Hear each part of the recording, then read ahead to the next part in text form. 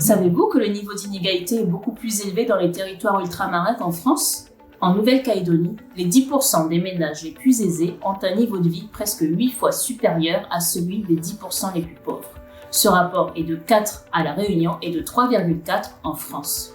Or, on sait que le niveau de vie d'une personne dépend entre autres de son revenu du travail, celui-ci le plus souvent lié à son niveau d'études.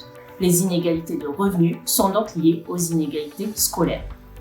On peut donc se demander quelles sont les relations entre d'une part l'école, l'institution scolaire au travers de ses politiques, c'est-à-dire de ses décisions et ses actions, et d'autre part les inégalités socio-économiques entre individus.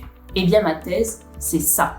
J'étudie le contexte particulier de la Nouvelle-Calédonie, petite économie insulaire du Pacifique, riche mais fortement marquée par les inégalités et qui bénéficie d'un statut sui generis, c'est-à-dire qui n'existe nulle part ailleurs.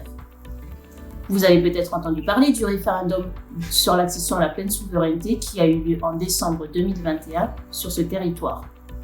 Eh bien, c'est l'aboutissement tout à fait original de 30 années d'accords politiques.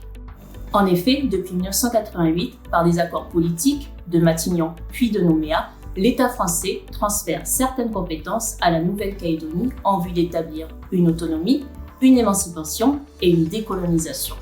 Sur la même période, les pouvoirs publics ont mis en œuvre des politiques de rééquilibrage, c'est-à-dire de réduction des inégalités.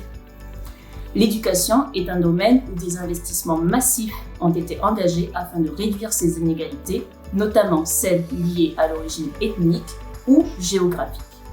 La Nouvelle-Calédonie est d'ailleurs désormais entièrement compétente quant à l'enseignement jusqu'au baccalauréat.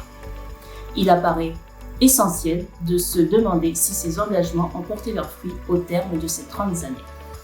J'explore ces questions empiriquement, c'est-à-dire que j'utilise des bases de données telles que les recensements de la population, les bases de données administratives des élèves ou en construisant mes propres données auxquelles j'administre des traitements statistiques pour en faire ressortir des spécificités.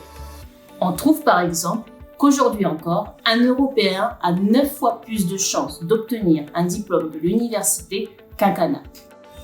Face à ces constats, il apparaît nécessaire d'approfondir ces questions au prisme de critères de justice sociale, d'équité et de développement, en identifiant les besoins d'un système scolaire actuel afin de favoriser la réussite de tous dans un contexte particulier et inédit.